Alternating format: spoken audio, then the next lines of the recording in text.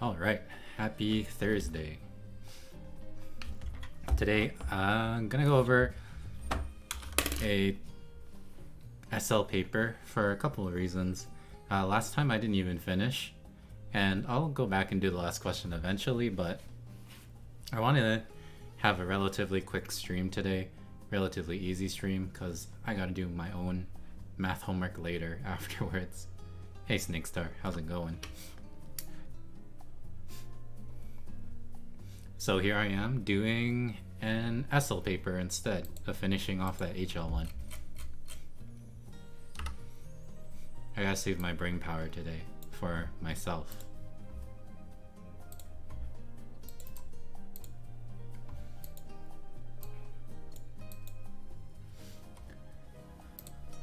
Okay. And I'm gonna try speedrun this as well, so we'll see if I get a finish early today. Okay, we have function. Sure, and then we have another function. And then let's find f of 14. So this is easy enough. We're just gonna plug 14 in here, which is 16, 4. Doing good. How about yourself? I'm alright, you know. As you heard on Sunday, I'm on spring break. So it's been chill. Oh, and I saw that some of your friends joined the Discord. So thanks for that.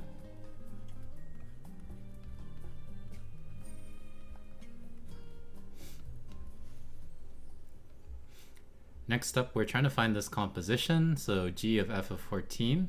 And luckily, we already know what f of 14 is from part A. F of 14 is 4.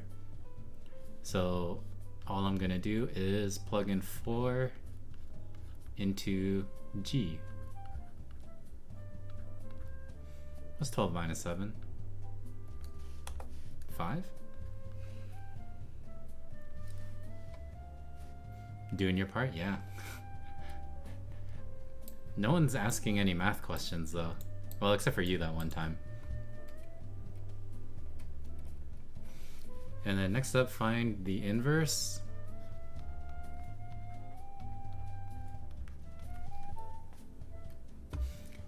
So if we were to set g as equal to y, and then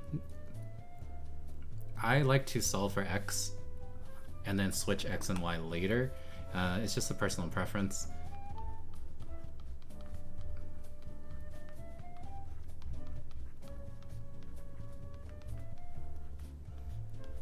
But this is some pretty standard algebra.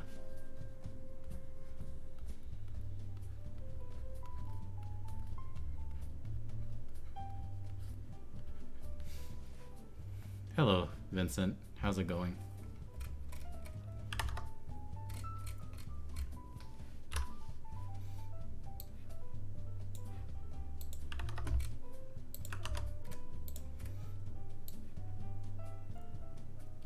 All you've done is math? Well, then you should be well prepared. Do you have other things that you should be doing instead? Oh, here's question 2. Oh, well, you have one more week at least, so maybe take a little break from math. So here I have a... Oh boy. Why are you doing things at 2 a.m. on a spring break? Okay, I got a box and whisker plot. And find the value of the interquartile range. So the interquartile range is from Q1 to Q3. And according to a box and whisker plot, the ends of your boxes are your Q1 and Q3. So your interquartile range is from 4 to 11.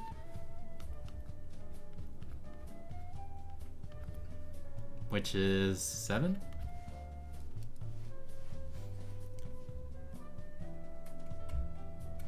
Okay. Now, a student set sent a certain amount of text messages, and they sent more than 11, so they're in this whisker part. Given that the amount of text that they sent is an outlier, find the least value of k. So to determine outliers, we take from either Q3 or Q1, depends on which way we're going, we add 1.5 times the IQR. And any number beyond where that is considered an outlier. So 7 times 1.5. What's half of 7? 3.5. So then this is 10.5. So 11 plus 10.5 is 21.5. Okay, so that means that if you send more than 21.5 texts, you're considered an outlier. Now, of course, we have to round up to the next nearest number, so k has to be 22. This is the smallest amount to be considered an outlier, according to this box and whisker plot. I guess I should redraw this.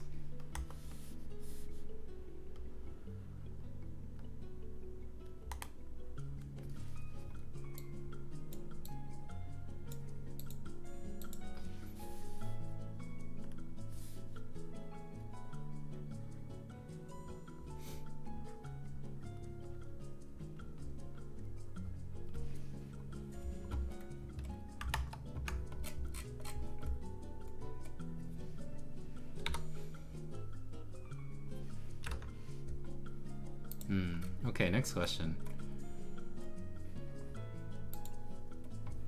Why are they asking another function question? They just asked one in the first question.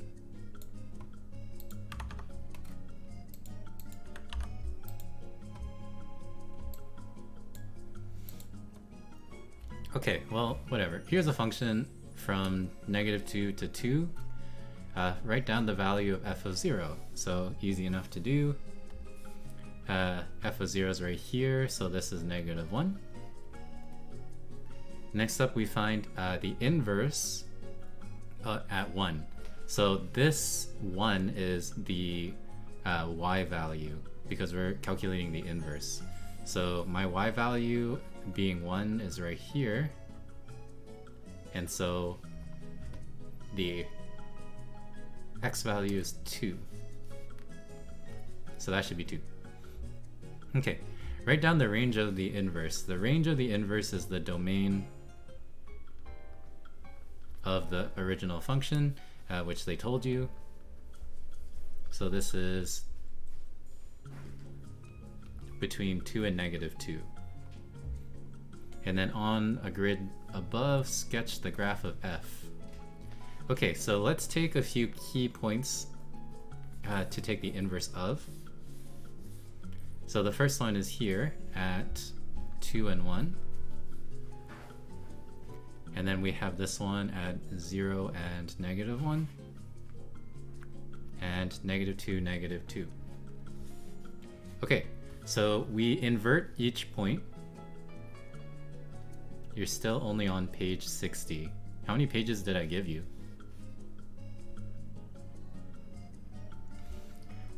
So to invert each coordinate, we just swap the x and y axis. 93, oh boy. I'm sure you're more far ahead than others. Hey Tofu Char, how's it going? Okay, and then 0, -1, we're gonna switch to -1 and 0, which would be right here. And then 2 and 1 becomes 1 and 2.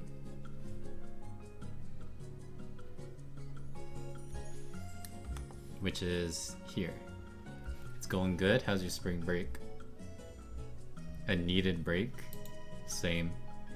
Did I teach you this?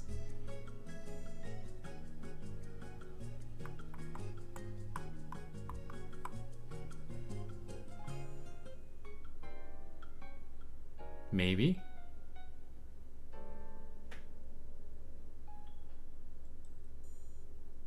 I would probably need to see the full question.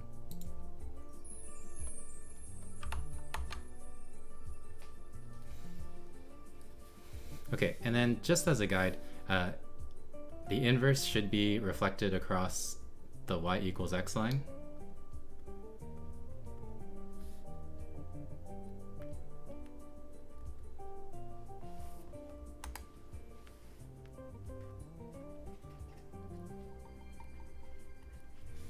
And this will kind of help guide us towards our sketch.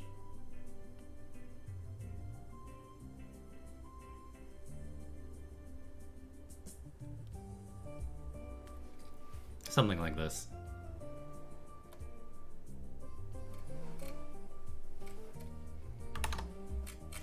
Okay, doing good for time. 3 questions down.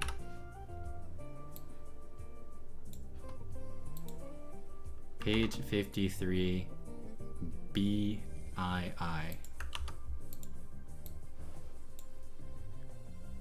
I realize that I have no way to access that right now. Are you on the Discord?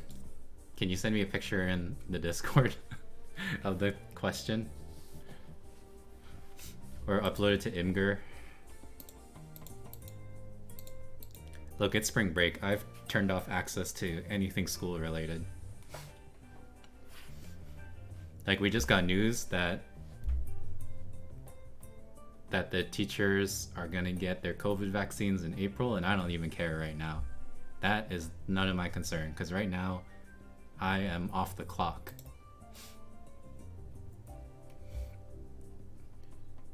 I don't think you can send it through Twitch. Oh wait, what the heck? Maybe.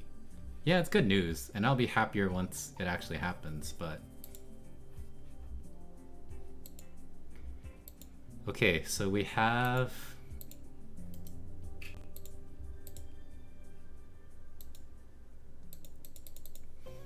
this trig graph. And we know that it needs to be written as a sine wave. Okay, sure. Okay. And then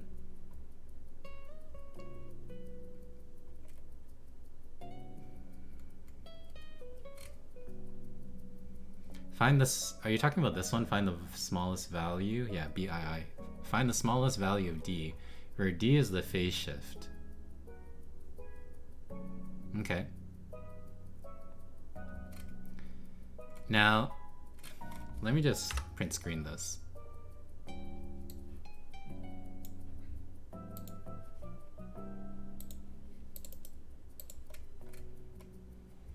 Okay, I might as well just go through the whole question so that I get a feel for it first.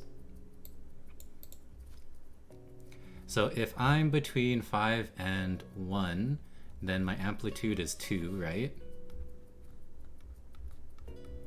5 plus 1 or 3? 5 plus 1 or minus 1? Minus 1?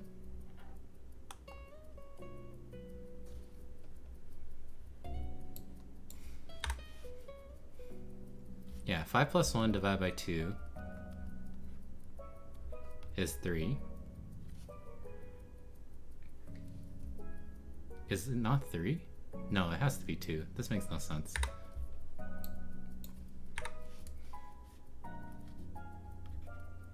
Sure. And then your C value, at least in the question, is 3. So that's our midline.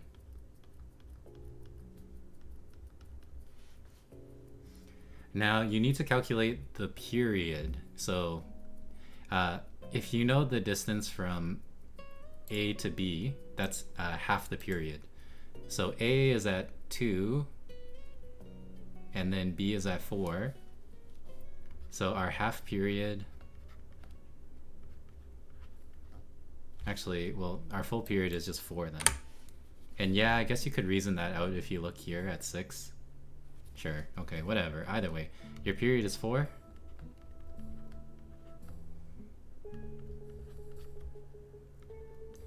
So 2 pi divided by k is 4, which means k is pi over 2.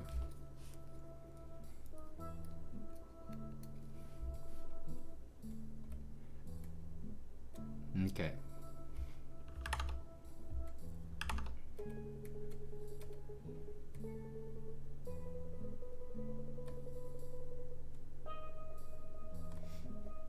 What's the big deal with this question?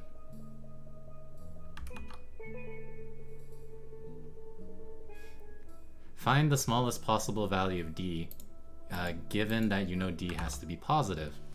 So, you know that this sine wave starts here at 1. And the next time that it starts, if you were to consider maybe a number that's possibly smaller than 1, it would start here at -3, because this is 4 units, which is the period.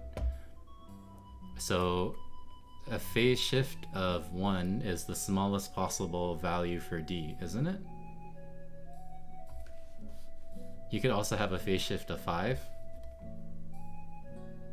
But given, you know, the restrictions they've given you, you have this. And then I don't know what their answer key is talking about, but yeah. So hopefully that makes more sense. Oh, coast graph.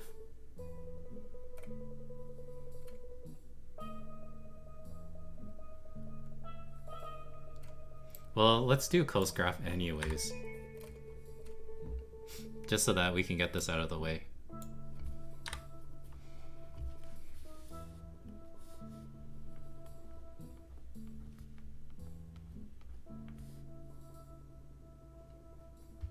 I don't know what the key is doing. They're just doing it in a weird way.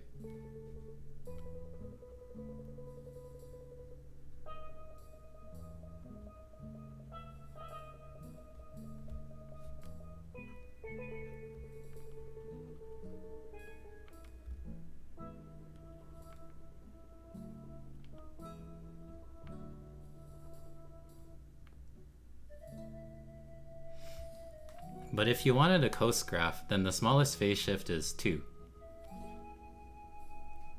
That's still positive. Or greater than 0.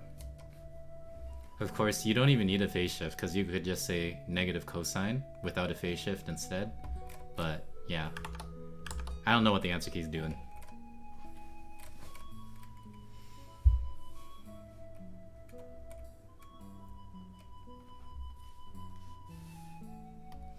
Okay, let's see.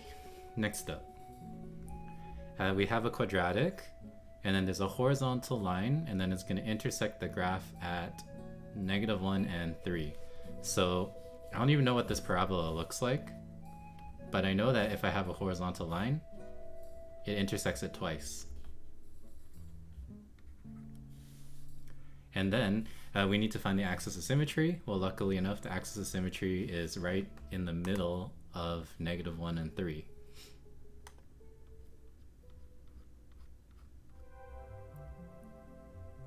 So what's in the middle of -1 and 3?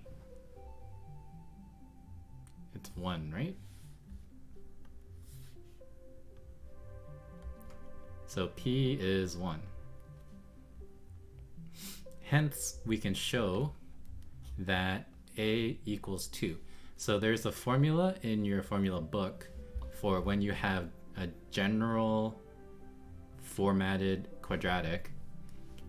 The axis of symmetry is B divided by 2A. I think it's -B. So from this, I already know B is -4, and we're trying to find A.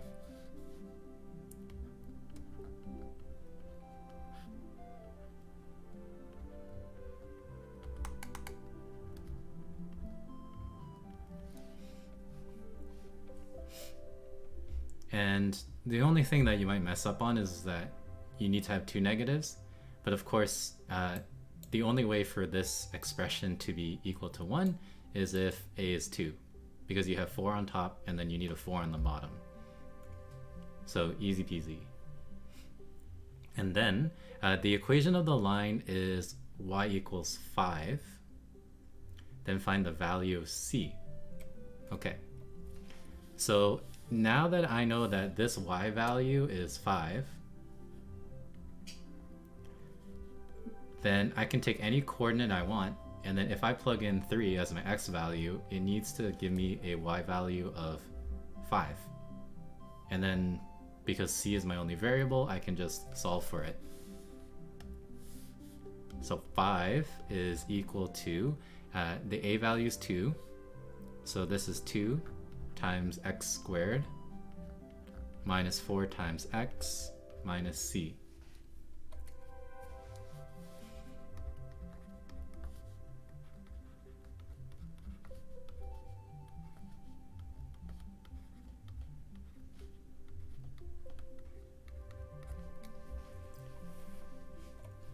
Plugging everything in and then calculating it out, c has to be 1.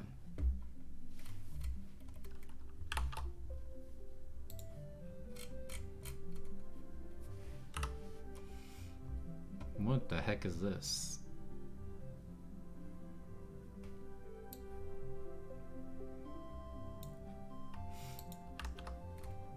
Okay, I'm only gonna do the first part, which kind of sucks because the second part has been removed from the curriculum. But I'm gonna find the integral of f of x squared. So this isn't that big of a deal.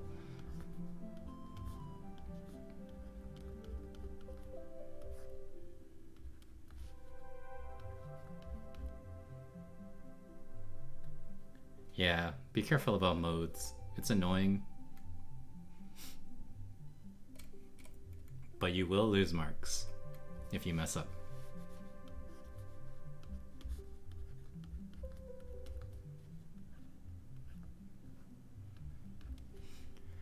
Okay, I might as well show you the full thing. So we're going to do a formal u substitution to do this integral.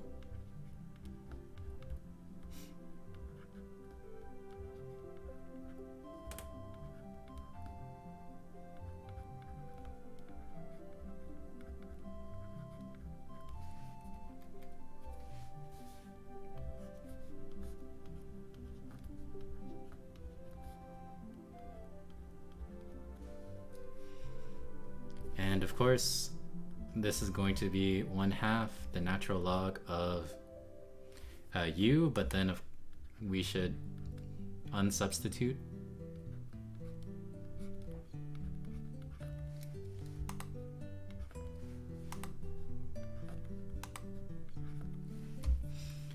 And then don't forget your constant. Now, they might take off some marks depending on whether or not the answer really needs absolute values or not. Because x is greater than 1/2, 2x minus 1 is always going to be greater than 0, so it's positive. So these aren't actually necessary. Again, I don't know if they're going to take off marks if you include them or not, but you could use regular brackets because 2x plus 1 is always positive for x's larger than 1/2. I mean, it's not wrong if you leave them in, so I don't know. Okay, this is a vectors question, so we're gonna skip that.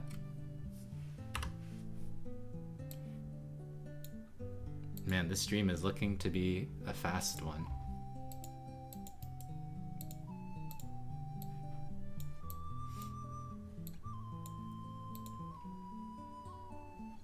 Sad? No, I want it to be fast. That's why I chose this paper.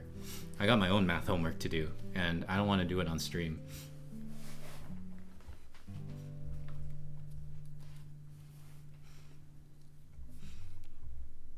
Another function question? Oh, but this has derivatives. Okay. So functions f, g, and h are defined as f is f of g. Okay, and then g of 3 is 7, g prime, blah, blah, blah, blah, blah. Find the gradient of the normal to the curve of h at x equals 3. Okay, the normal is the perpendicular of the tangent.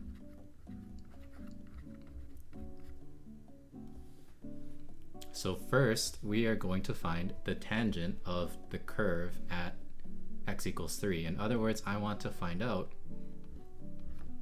at h prime at 3. Now, using its definition, that it's f of g of 3.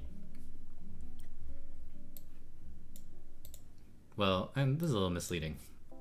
We need x first.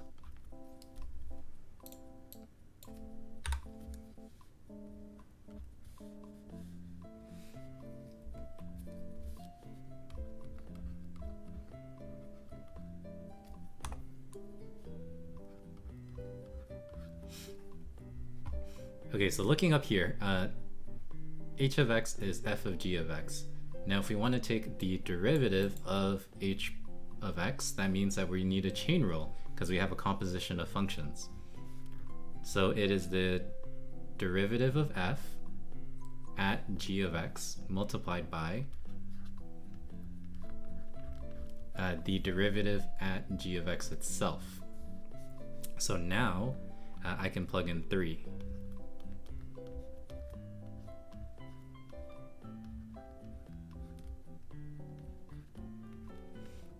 And what's nice is that they've told me all of these values that I need. First off,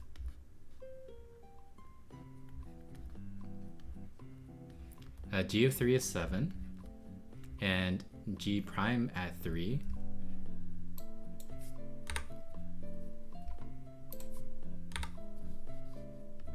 is 4. And then f prime at 7 is negative 5.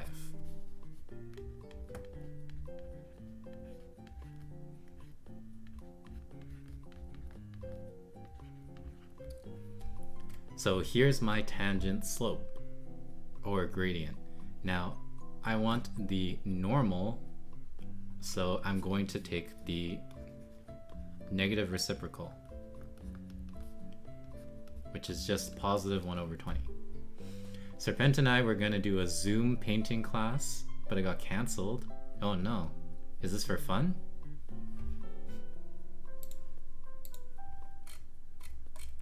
Oh nice, I'm on section B.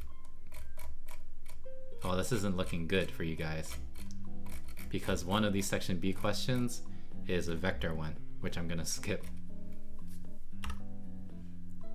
Well, that sucks if you're missing it out and it's for fun. Did they reschedule?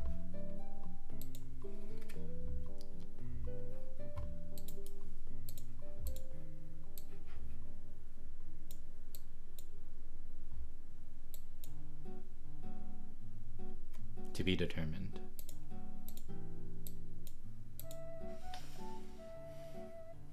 What are you trying to say, innocent? Hey RGBT. What's going on? I'm doing a stream and it's gonna be, well, I don't know. I'm doing this paper or this exam, right? And I'm kind of close to being done already. And I just started. And I wanted to have a shorter stream today, but it's only been like half an hour. I don't think it should be that short. I was hoping for like an hour and a half. So I gotta fill the time after this.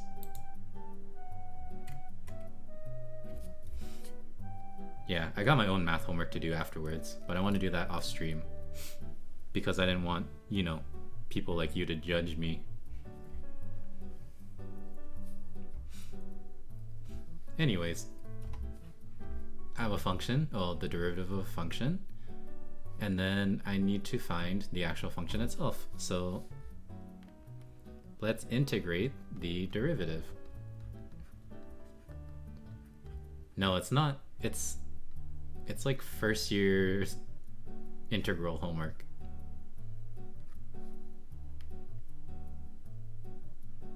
good for them to see. Plus I wanted to do it on my tablet computer, not on a drawing pad on my main computer, just because my writing is uglier. See, they don't want to see it.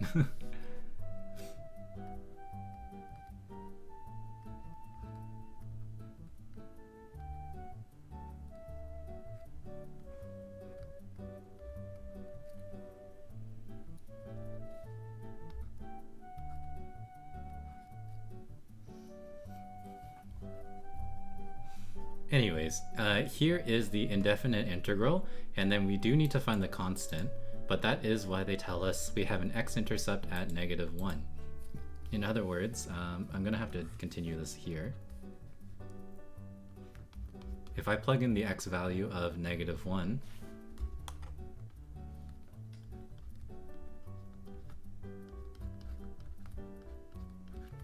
this needs to be 0. It's not that I don't want to stream my struggle. It's that I don't want you to judge me. And also, like I said, my writing's actually ugly right now using this pen.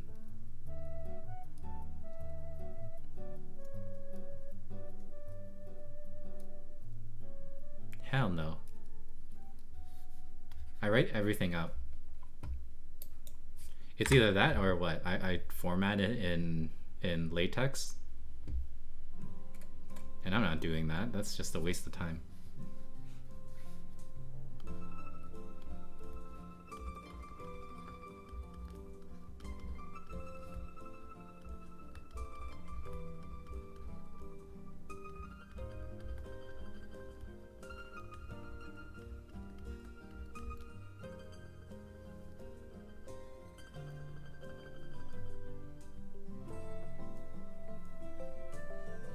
Yeah, I know. But this is just like weekly homework questions. And LaTeX is... like, I know how to use it, but it's faster for me to just write it out.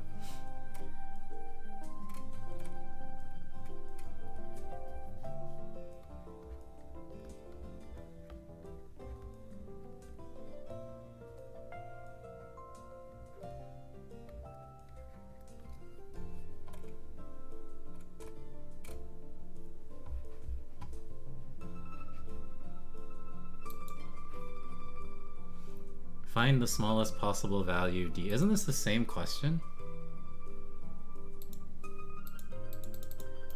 Oh, slightly different numbers.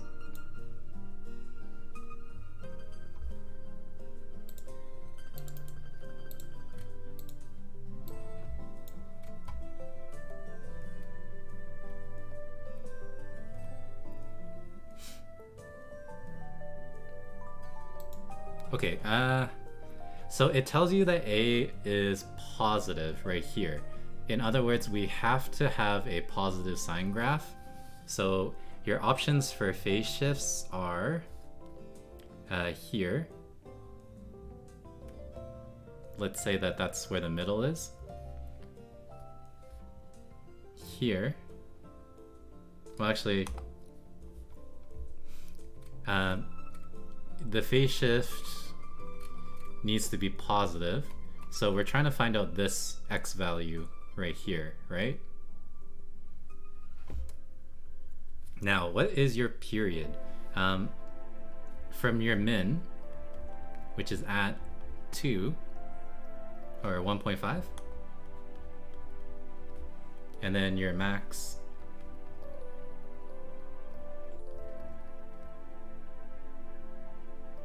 is at 3, which means that your full period is 3 units, right? It's 1.5 units from minimum to maximum, so a full period is twice that amount, which is 3. Now, that means that each, like, you know, the distance between each maximum, minimum, and midpoint is a quarter of a period. So 3 over 4, which is 0.75. In other words, the phase shift is from 1.5, right? It is plus 0.75. So in other words, our smallest phase shift is 2.25.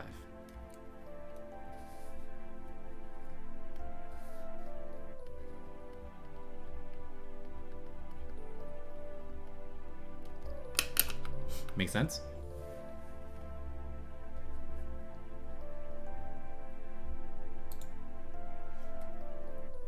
Yeah, the distances between each, like the midpoint to a minimum or maximum or whatever, is always, you know, a quarter of the period.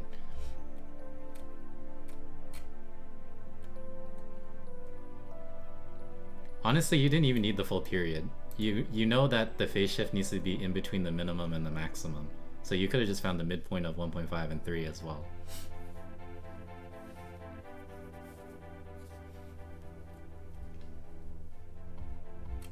But you'll get the same answer.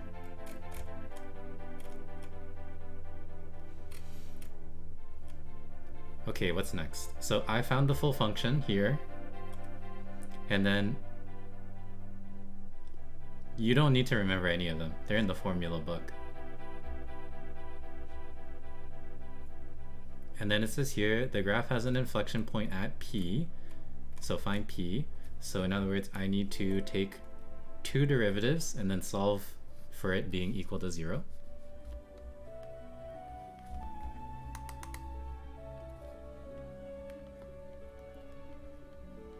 So f double prime, I'm just going to take the derivative of this one, which was the original derivative.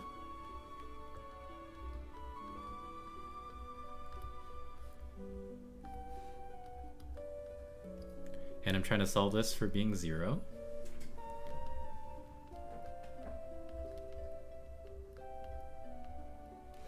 Which means that x has to be -3. Because -3 times 6 is -18, and -18 plus 18 is 0. Now, find the values of x for which the graph is concave down. So on a number line, I know I have an inflection point at 3. So what I can do is I can test intervals. So I'm going to test on the right interval using the point 0. And then on the other side, I don't know. Let's do -4.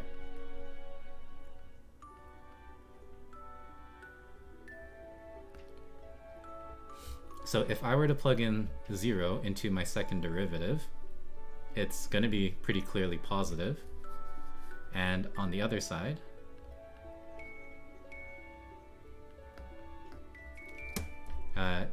my second derivative will be negative. So what values of x is my function concave down? It is this left interval right here.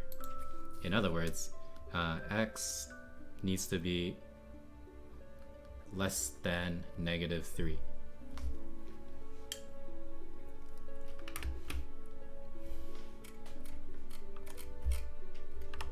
Oh man. So this paper I was kind of lucky on because I skipped about 2.5 questions.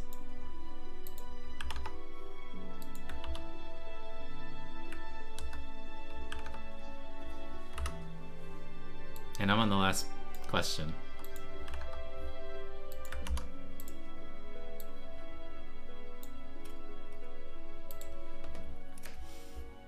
Okay, oh boy. This would suck as a student seeing this question. So we have an infinite geometric sequence. The first term is 18, and then all of a sudden the second term is 12 sine squared theta. So we have infinite geometric sequences with trigonometry, and then later on I see a cosine 2 theta, so then there's identities as well. But anyways, Let's find an expression for r. So I'm going to take the second term and divide by the first term. So then that's just 12 sine squared theta over 18, which reduces to, what, 2 over 3?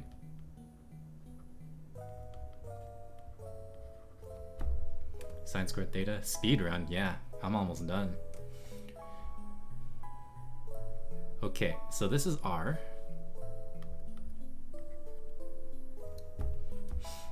And then I need to find all the possible values of r. So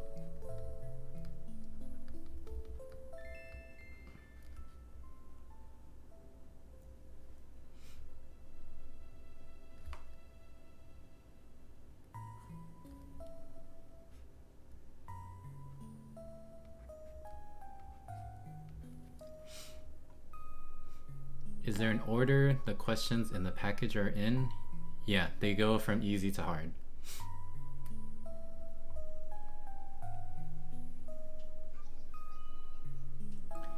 Okay, so this is to have an infinite geometric sequence converge, I need the ratio to be, the absolute value of the ratio to be less than 1.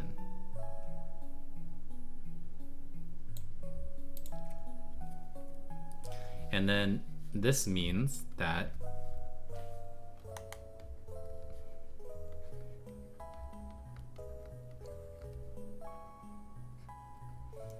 the absolute value of sine squared theta needs to be 3 over 2. This doesn't seem that nice of a question.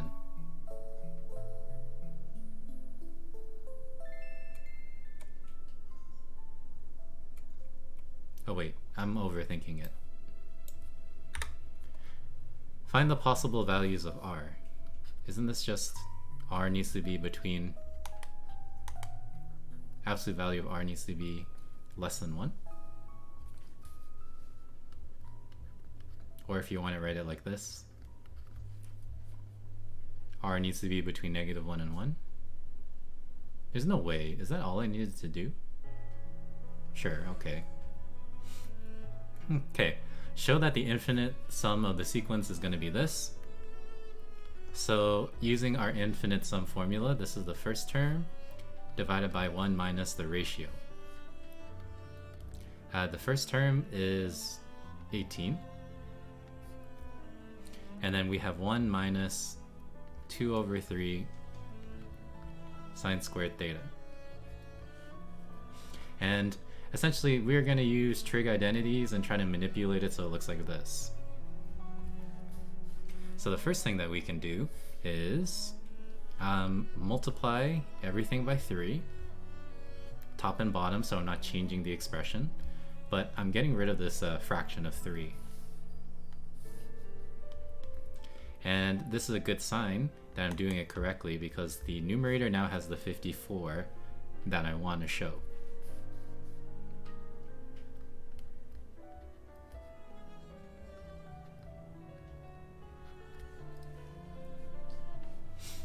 And then this last little bit, I just need to change the sine squared theta into cosine 2 theta. So we're just going to use a trig identity. So cosine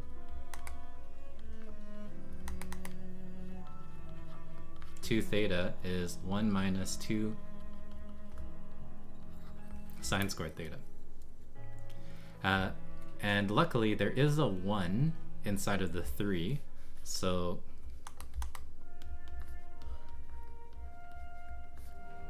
I can write this as 2 plus 1, the 3.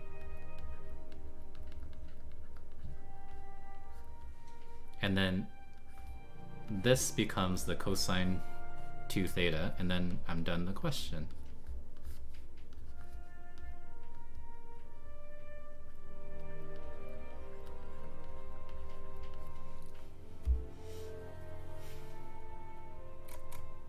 And last question. Find the values of theta which give the greatest value of the sum. So this is my sum.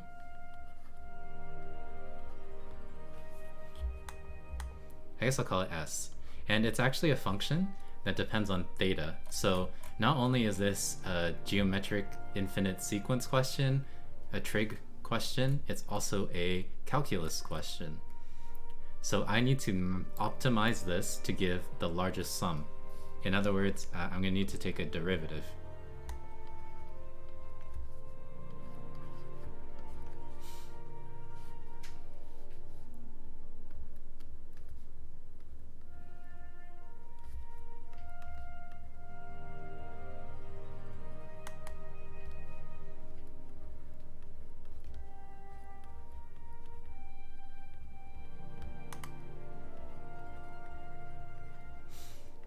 Okay, first I'm going to write this reciprocal as a negative exponent, and then essentially I am going to take the derivative of this, which ends up being negative 54, because I took down the negative 1 multiplies here, 2 plus cosine 2 theta to the power of negative 2. And then inside I'm going to take chain rule of this thing, and then that is going to be negative sine 2 theta. And then don't forget we need a second chain rule for the 2 theta part, which becomes a 2. Okay, and then let's just simplify this before we keep going. This negative 54 is going to multiply with this negative and this 2. So I get 108.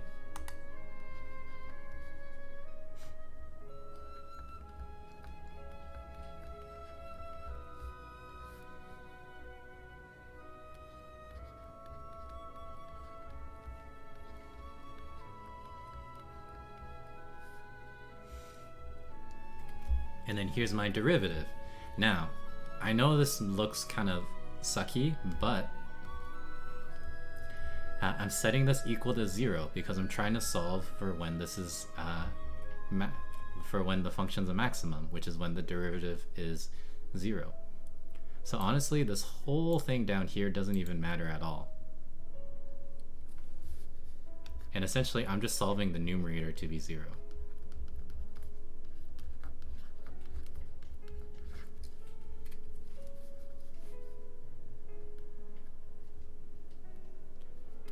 So the 108 doesn't even matter either. And then essentially, when is sine 0? Sine is 0 when, I guess, your argument for sine is either at 0 or at pi.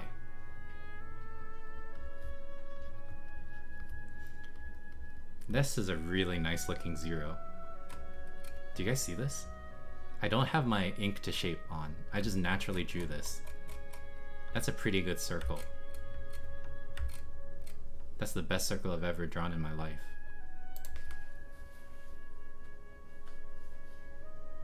Like seriously, look at the one above it. How did this happen? Truly blessed today.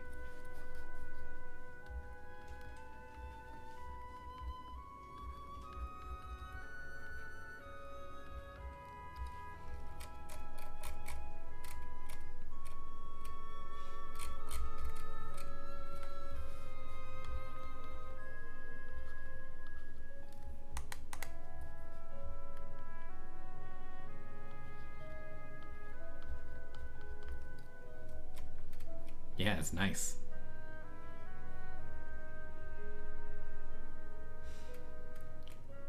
Okay, and then our domain for theta, our interval for theta, is 0 to 2 pi.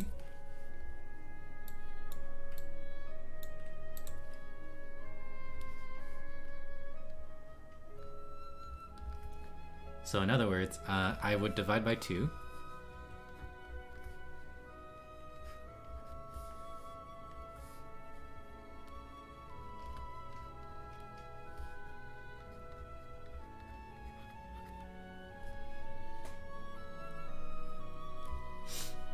And likewise here.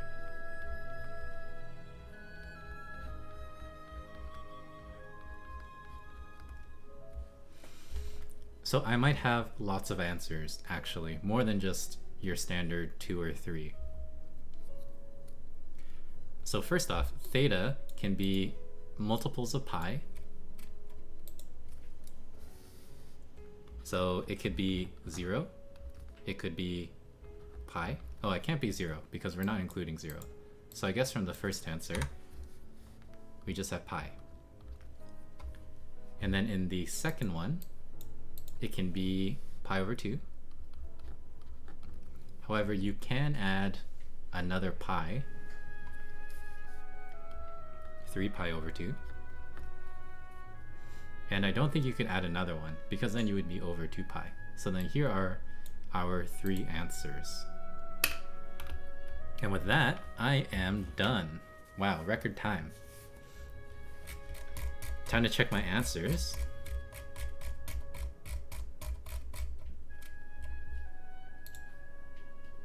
And then, I don't know, it's still a little too early for me to end it here. Just an hour stream.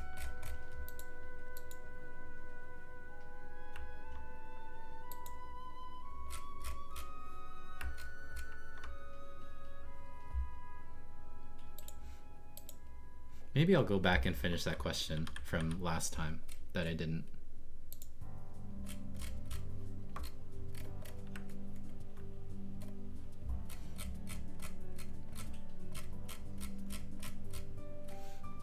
And I'm feeling pretty good about this one.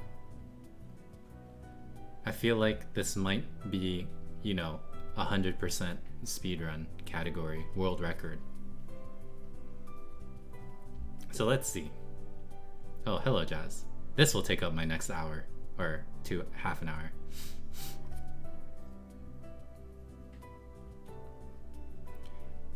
Okay, so answer 4. I got 4. Next answer 5. I have 5. X plus 7 divided by 3. X plus 7 divided by 3. IQR 7. Nice. 22 as my outlier. 22. Next up.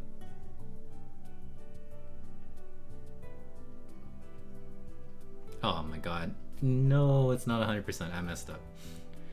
This should be -1/2, and I have -1 because this graph, the scale is stupid. Every square is worth half. So I thought this was -1, but it's -1/2. Darn. Anyways, inverse is 2, inverse is 2. Easy peasy. And then the domain is from -2 to 2. Nice. And then you draw the inverse, so mine looks pretty good.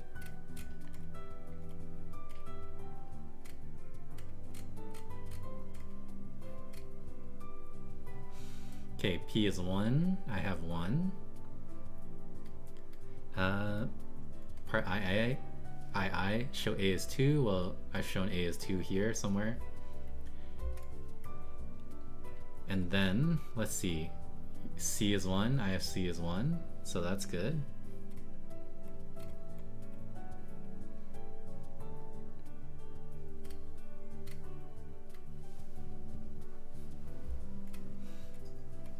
Okay, 1/2 natural log 2x minus 1 plus c. That's what I have right here, so that looks good. And then I skip the rest of the question. And then I skip this question. Normal is 1 over 20, yeah. Okay, x cubed plus 9x squared minus 8. I have that right here, easy peasy. -3, I have -3.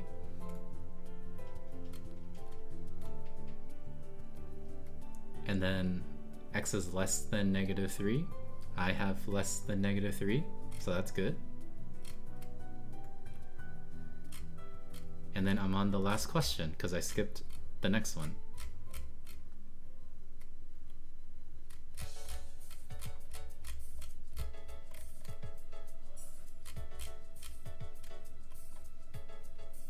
Okay, 2 sine squared over 3, that's what I have.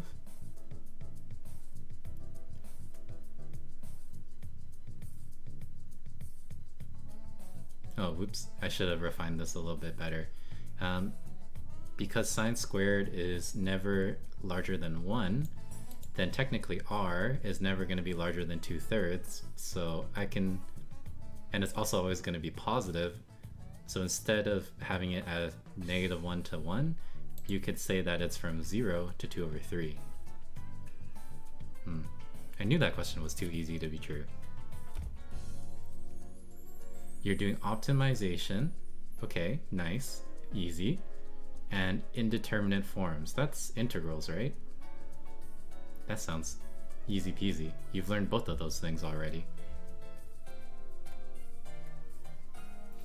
Okay, and then this one was a show question, which I showed. That's fine.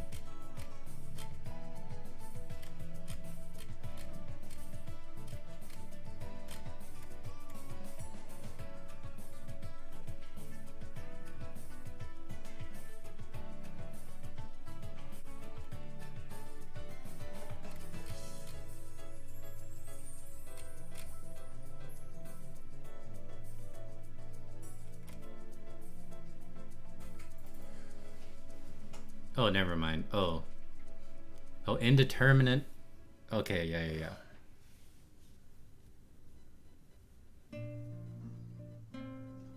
No, I'm thinking of indefinite. Wrong word.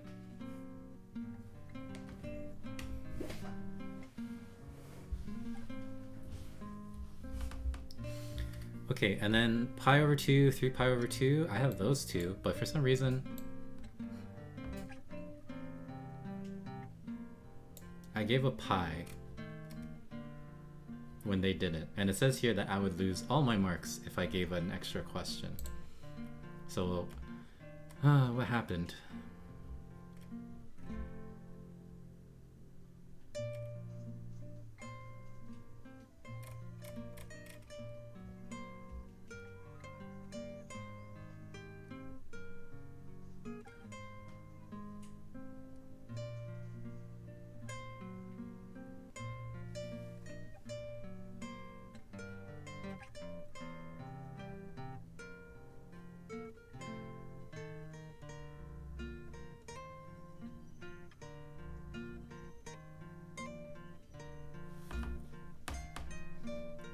I don't see where I went wrong.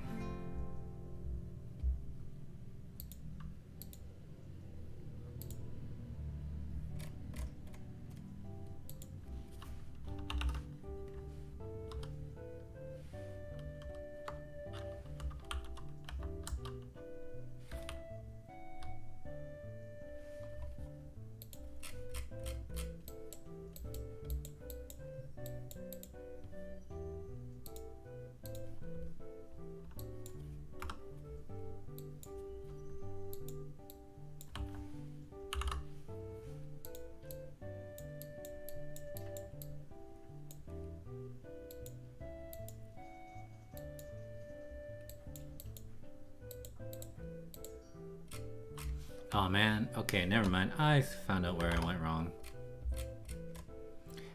I solved for the critical points and I forgot to test to see which ones were minimums and maximums.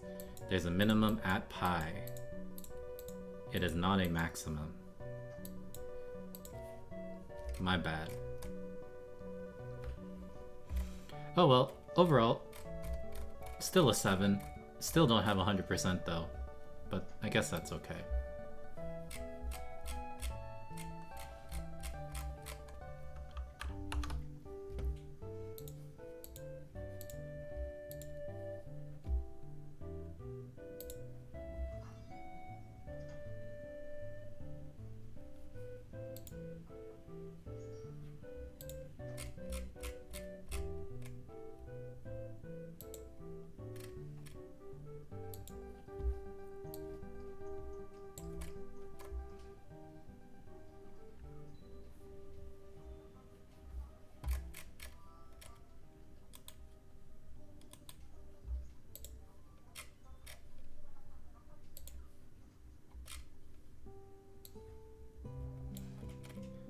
Okay, so what I'm going to do to fill out the rest of this time is I'm going to finish that HL question.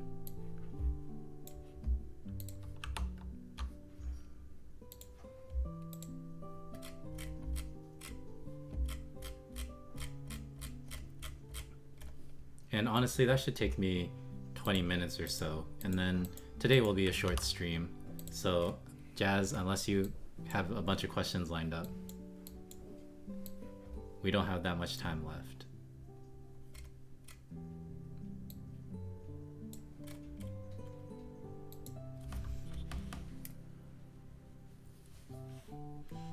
Okay, consider this. W is 2, this. And then we want this in modulus argument form, w squared and 3w. Okay, so remember de Moivre's theorem, which is you're just gonna multiply your moduli together and then you're gonna add your arguments together.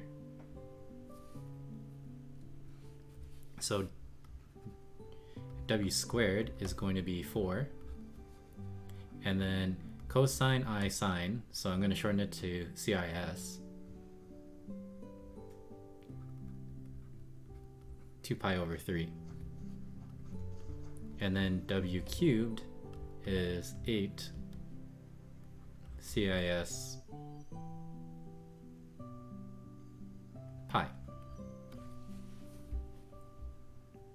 Alright, good night, Snake Star. Oh, okay, we got a question.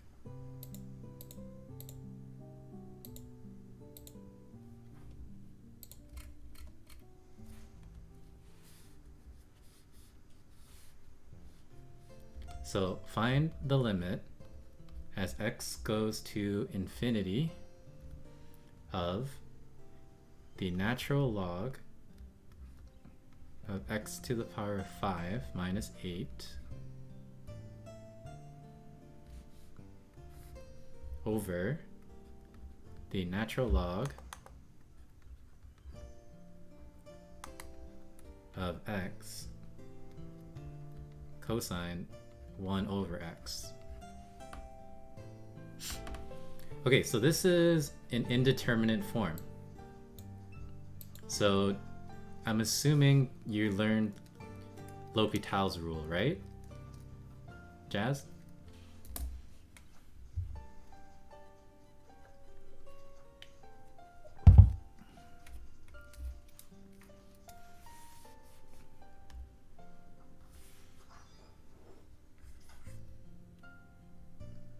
Yeah. So as x goes to infinity, then 1 over x becomes 0. And then cosine of 0 is 1. So we can just ignore this. This is going to become 1. And then natural log of infinity over natural log of infinity is just, you know, infinity over infinity. So this is indeterminate. So what we can do to evaluate the limit is to take L'Hopital's rule, which is the limit of the derivative of the numerator and the denominator should be the same as the limit of this thing. So using L'Hopital, right?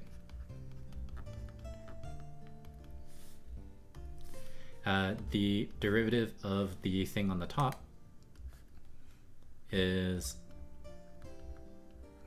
1 over x to the power of 5 minus 8, and then you have to chain rule with 5x over 5x to the power of 4. Then this is the derivative of the denominator. You're going to need to use product rule along with a chain rule for the cosine part. So this is 1 over x cosine 1 over x plus natural log x. The derivative of cosine is negative, so I'm going to change that plus to a minus. So this is sine 1 over x. And then lastly, we take the derivative of 1 over x. So 1 over x is x to the negative 1. So that becomes negative x to the power negative 2. So this negative, I'm gonna turn this back to a plus. And then this is going to be 1 over x squared, like this.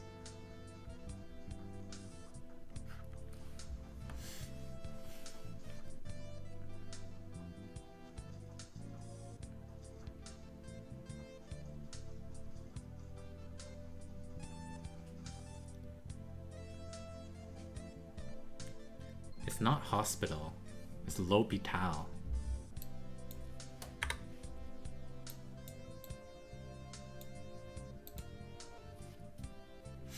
Okay, so then here is our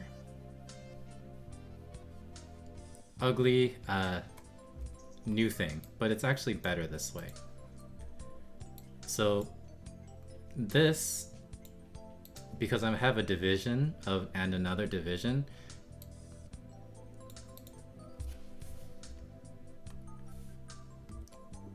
this divisor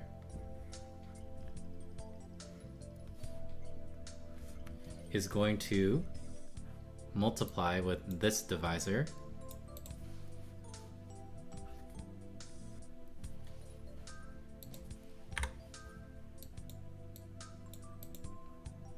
So this is what I'm left with.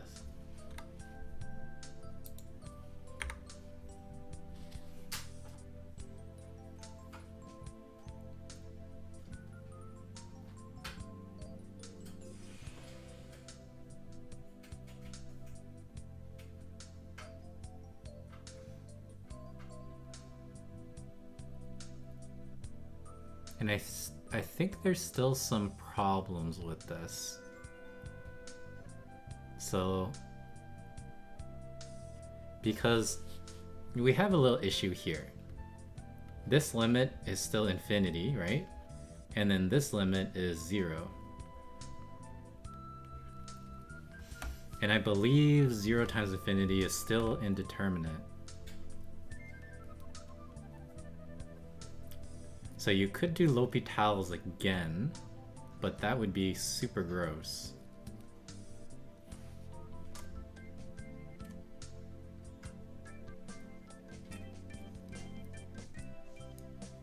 And I don't know if that's what they want you to do.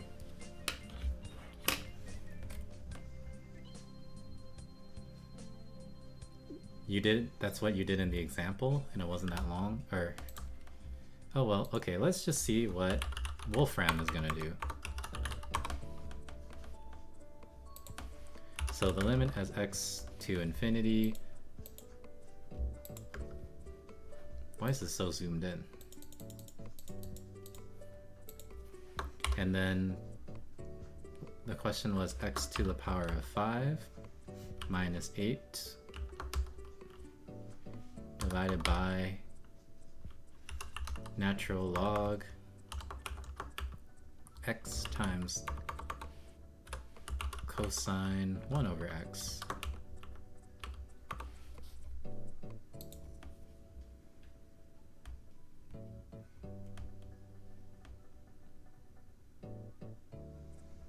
Apparently, the limit is infinity.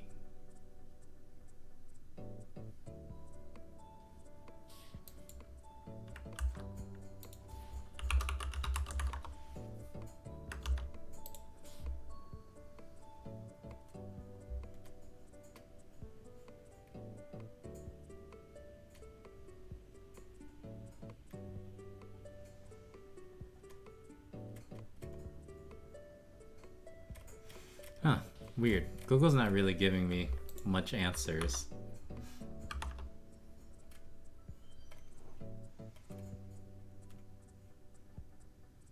And I really don't want to take a second derivative. But you might need to.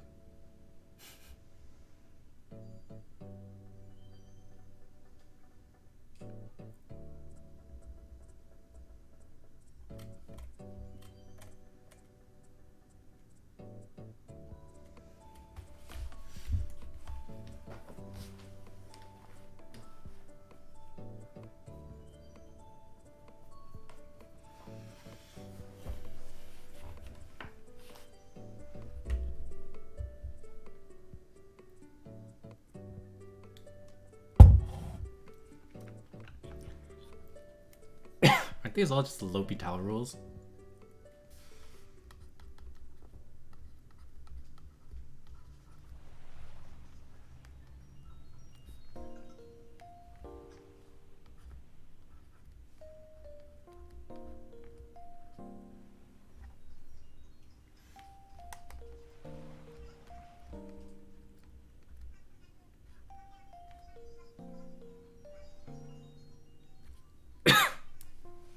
Okay, let's see.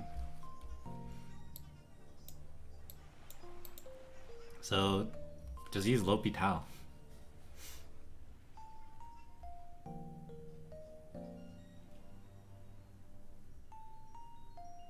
Although this one, yeah, this one's L'Hopital, right? Because you would essentially have e to the infinity up top, and then you have e to the infinity down below, and then this negative infinity is an exponent, so all of this second term is going to be 0.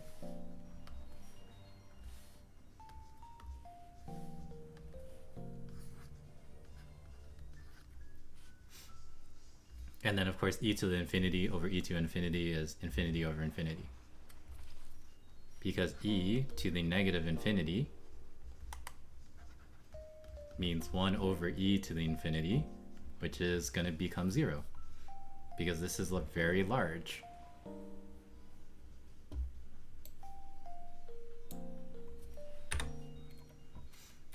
Okay. So we do have a correct form. Now we just use L'Hopitals.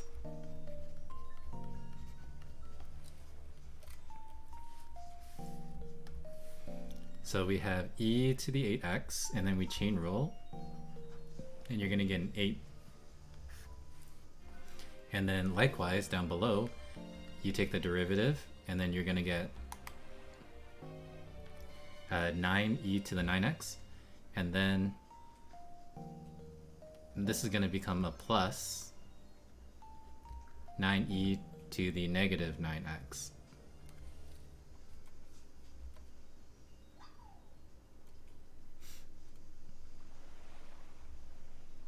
But doesn't this still... It still makes problems, doesn't it? Because all we did was we just added coefficients, which doesn't necessarily change our question too much. So is there other stuff we need to do before we do L'Hopitals?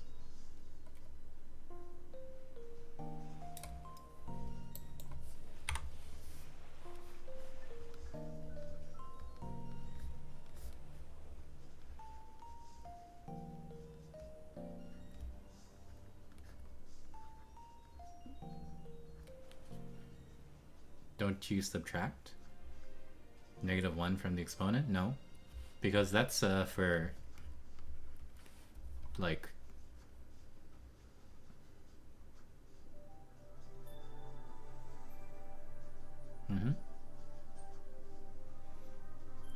you only subtract 1 for these type of things. The derivative of e to the power of x is the same thing, but then you chain rule. But anyways, I'm just playing around with this because that didn't lead us anywhere. So if I write this as a negative, then I have this. So if I wanted to write, add these two together, this needs to have a denominator of e to the 9x, and then the numerator becomes 81.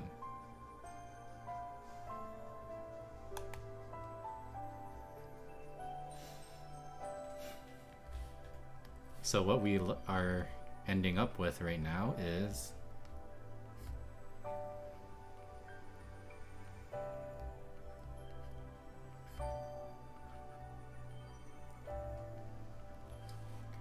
this fraction, and then this numerator is going to multiply with this denominator. So we have e to the 17x over e to the 81x.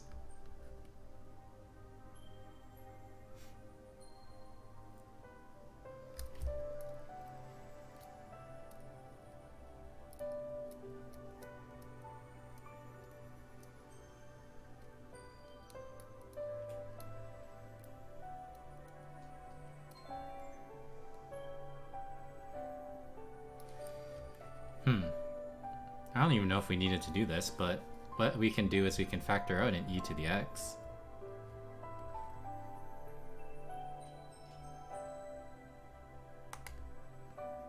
Wait, can I factor out an e to x? Probably not.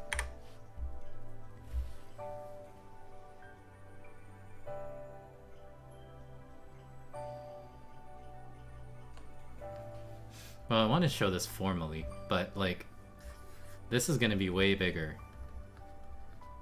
because it's 81x compared to 17. So this should become 0, I think,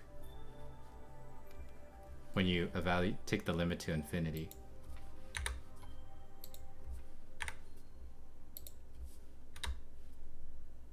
Both are wrong? Yeah, did you put 0?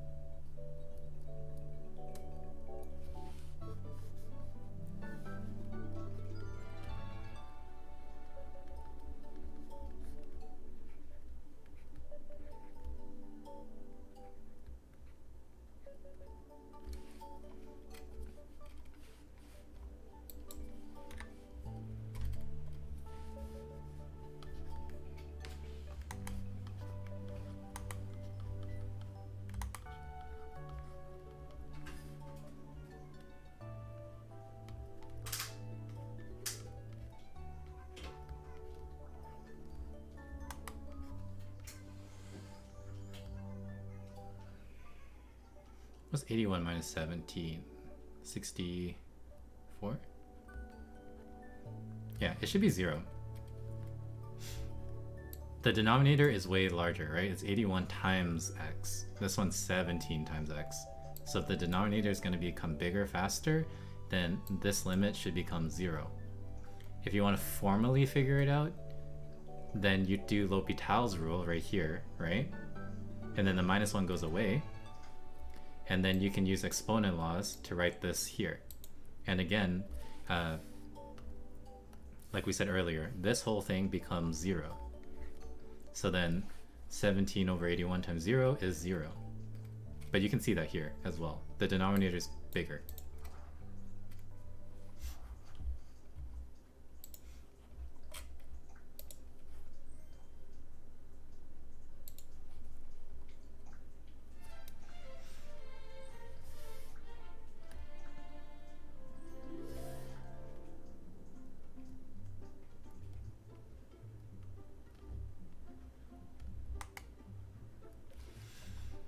Okay, meanwhile, CIS pi is just 8. And then sketch on an Argand diagram these points.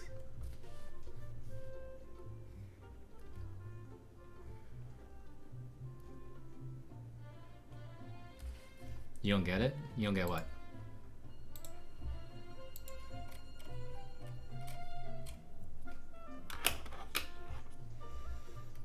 So first off, I'm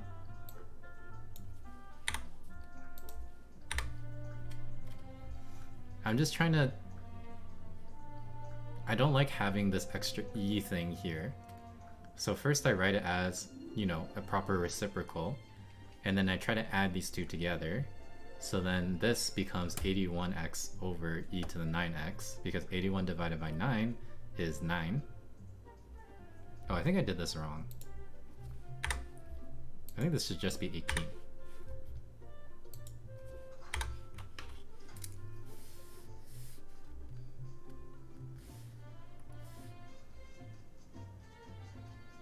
Not that this number really matters though, but...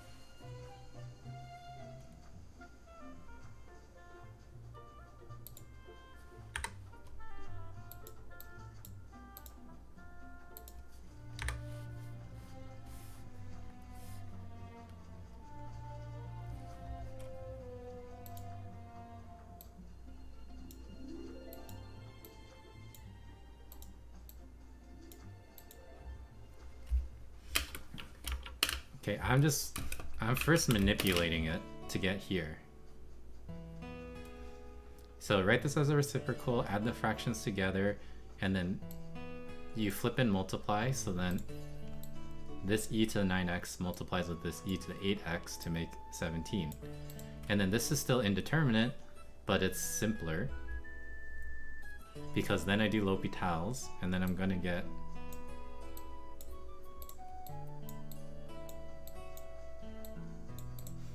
this, take care of this limit instead, which is way easier.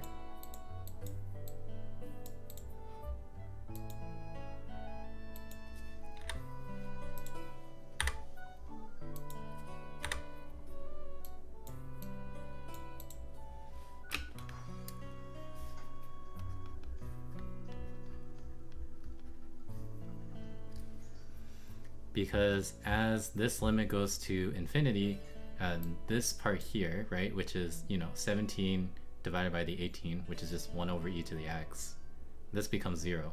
We talked about this before, right? So it's 0 times whatever, so the limit is 0. For the L'Hopital, which means that your original questions is 0. Anyways, the limit for the first one was 5. This question,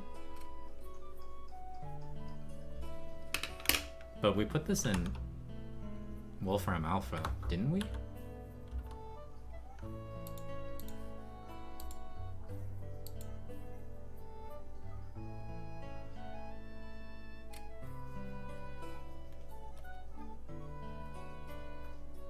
This one, the answer was 5?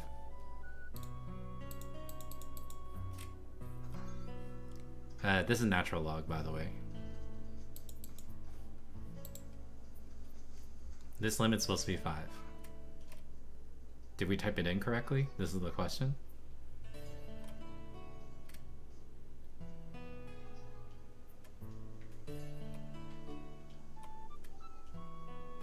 This input's wrong? There's nothing wrong about this one.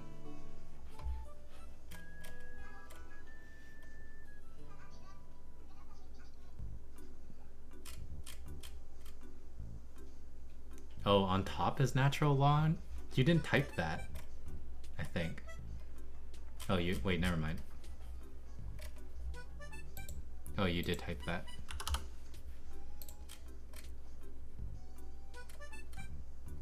Okay, it's 5.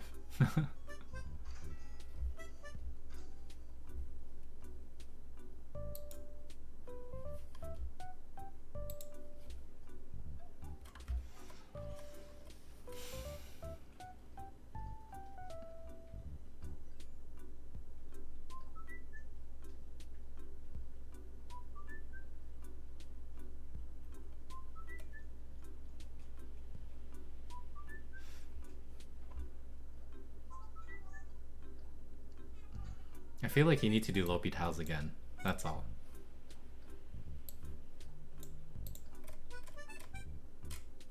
And then you should eventually get 5.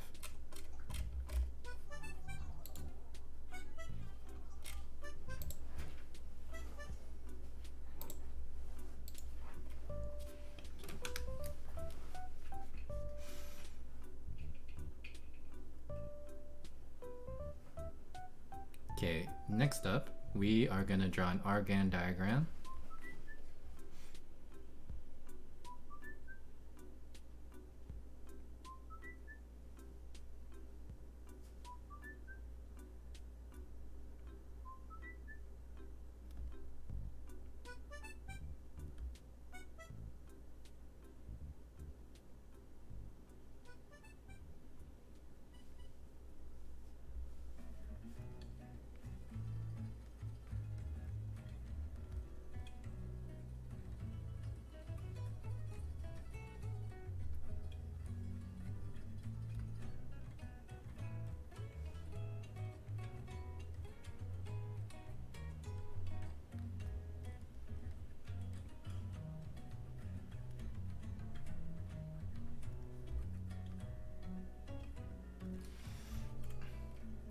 So here's my Argand diagram of whatever they asked for. Now these 4 points are gonna form this quadrilateral, and then I need to show that that's the area. Well, that's fantastic.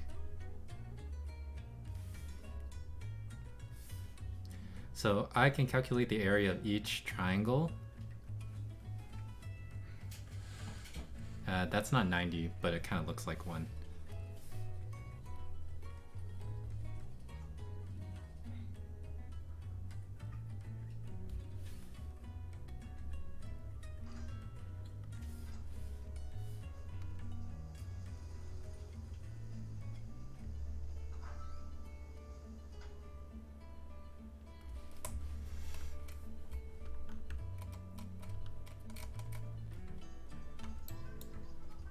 Okay, and then what's nice is that for each triangle, I know 2 of the sides and then the angle in between. For example, this is 1, this is 2.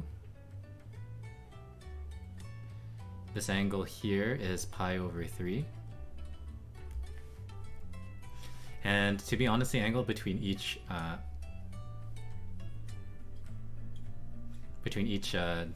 whatever complex number is pi over 3, because, you know, that's De Moivre's theorem. So this is pi over 3. And this is again 2, and then this one is 4.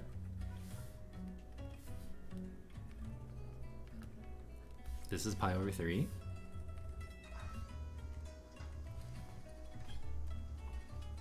And we just use the area of a triangle formula, which is 1/2 a times b times sine c.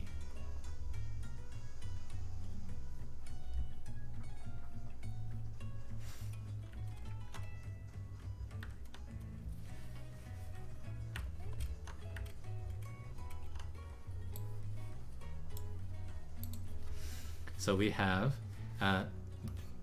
because they all have a 1/2 in them and a sine of pi over 3, I'm gonna just factor those out for convenience sake. And then this is going to be 2 times 1, which is 2, plus 2 times 4, that's the green triangle, which is 8, plus 4 times 8, which is whatever this is, 32.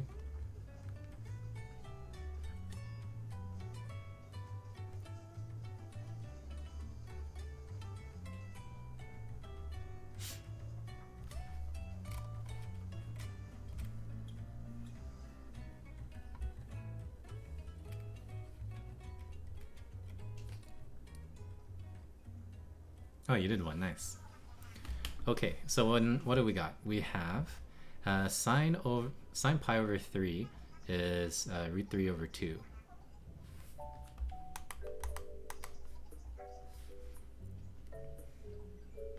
So we're gonna have 1/2 root 3 over 2, and then 32 plus 8 is 40 plus 2 is 42. And then you can see here the 1/2 times 42 makes the 21, and then you just have the root 3 over 2.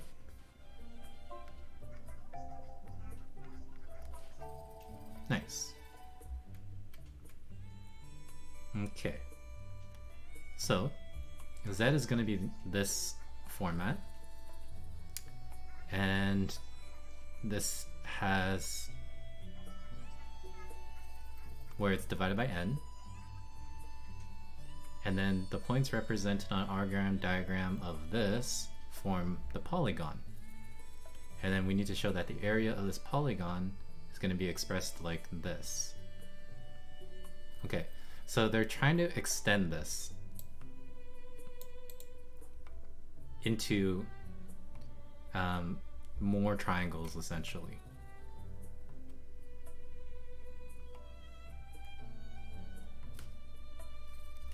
So how can we show this in a nice way?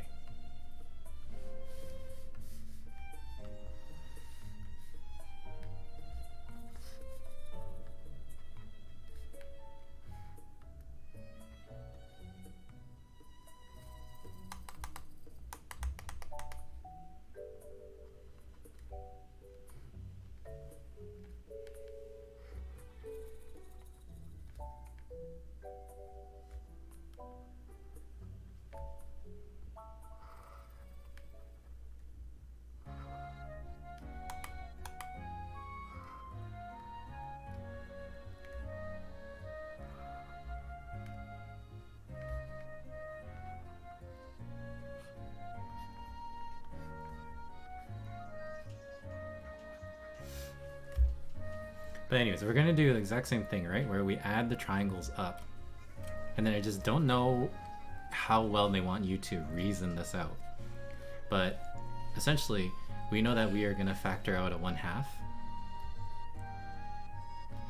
We know that we need a sine of whatever the angle is, which is pi over n. And then what we're gonna do is we are going to add up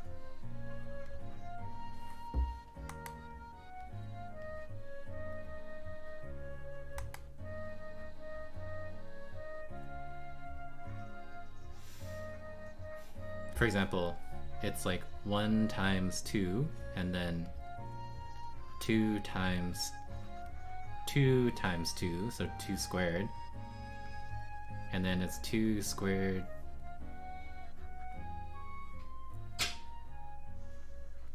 times 2 cubed. This sort of thing.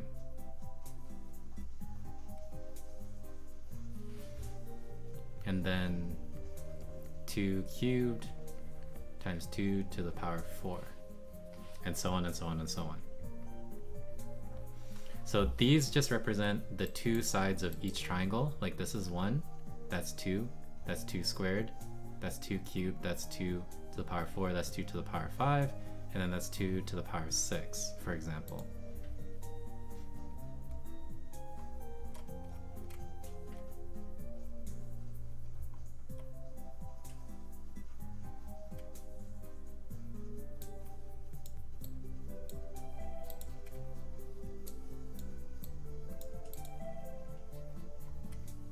So then this becomes what? 2 cubed, 2 to the power 5, 2 to the power 7, and so on.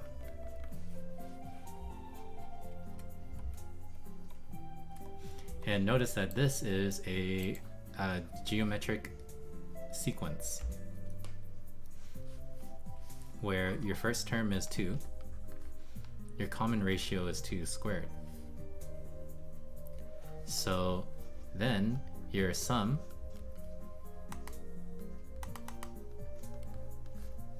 is 2 times 2 to the power of 2 to the power of n minus 1, all divided by 2 squared minus 1.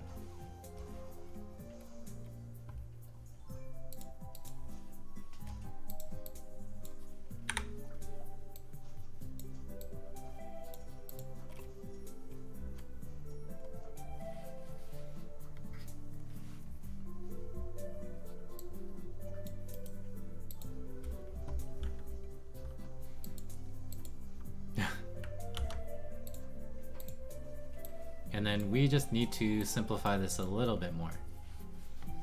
So this is 3. And then this 2 cancels out with that 2.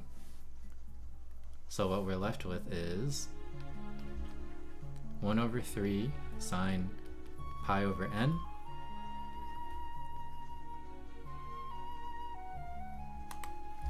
and then what does it want? B. Oh, okay. So we're going to write this as an exponent to the power of n, so it's 2 to the power of 2 to the power of n, so 2 to the power of 2 is 4, so this is going to be 4n minus 1. So this should be my answer. Okay.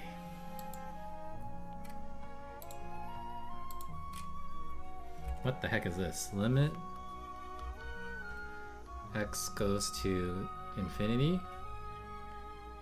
Okay, we have the arctan of x to the power 4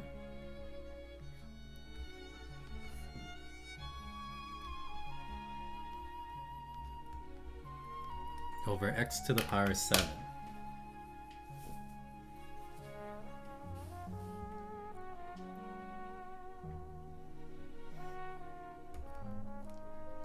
Okay,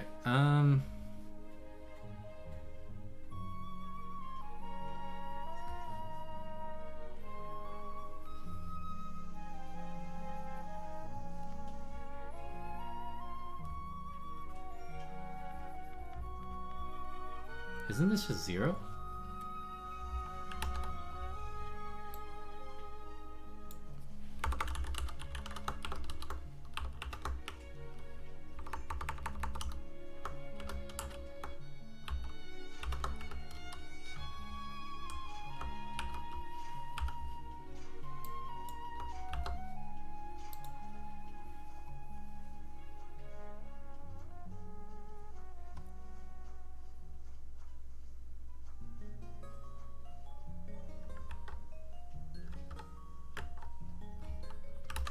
Okay, so arctan, right, is only defined from negative pi over 2 to pi over 2.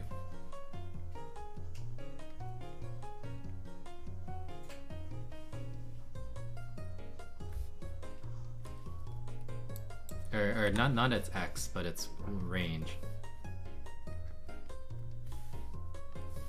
So here's a very quick sketch of a tan graph. Because arctan is the inverse of a tan graph.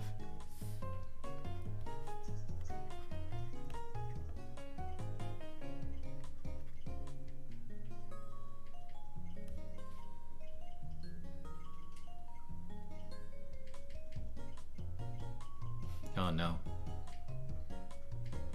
Okay, so you can see the limit of the first part is, what is arctan infinity? And remember, this is the inverse, so this is saying when the y value gets towards infinity, what is the x value gonna approach? So if you look at the tan graph, tan goes to infinity means that this is gonna go to pi over 2.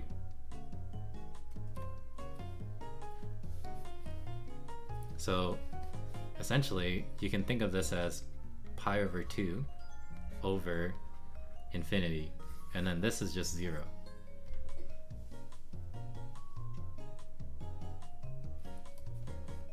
I don't think arctan x to the power of 4 is an indeterminate.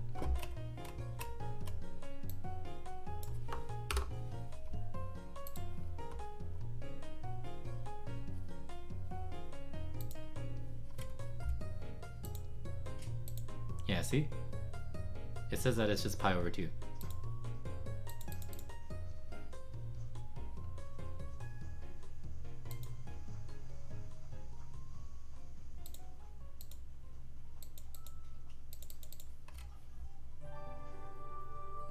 So hopefully that makes sense. Right? This is tan. When tan goes to infinity, the arctan, which is the angle, is pi over 2. So top is pi over 2, bottom is infinity, some number over infinity is 0.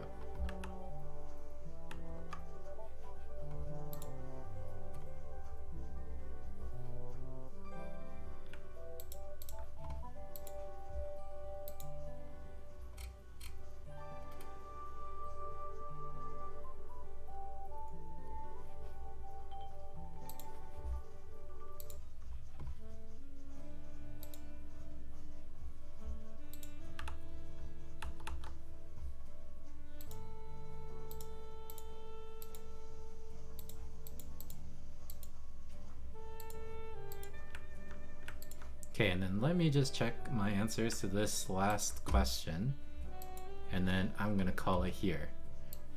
Jazz, if you have any more questions, now's the time to ask. Otherwise, honestly, just go to Wolfram.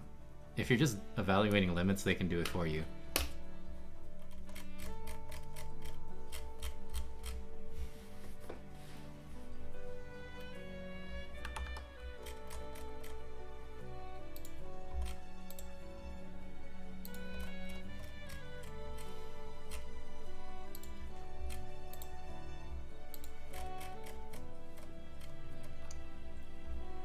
Okay, let's see. So we have 4 CIS 2 pi over 3, and then 8 CIS pi, so then I have those two, that's good. Here's my Argand diagram, that's right there. And then I showed the area, I showed this area, so that's fine. And then I want to see how they explain this.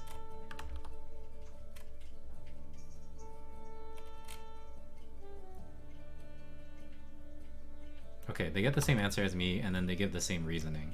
So, excellent. Perfect marks for this. Okay, so I think I'm going to call it here because I have my own math homework to do. And I'm not going to do that on stream. And timing-wise, I think next Sunday I'm going to do another paper. Next Thursday, I'm going to start reviewing trig. And then the Sunday before I'm back to work, I will finish off the trig. So that's the plan for the next 3 days of streaming. And is that enough time for trig? 2 whole streaming things? I know that there's 90 pages, but they shouldn't take that long. That it'll take up 2 days of streaming, I think.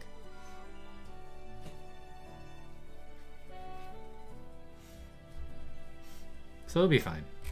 We got through the topic 2 package all on one stream. And yeah, okay, that was like an extra long stream, but it still was less than 4 hours, which would be, you know, that's less than 2 streams. So I think trig will be about the same.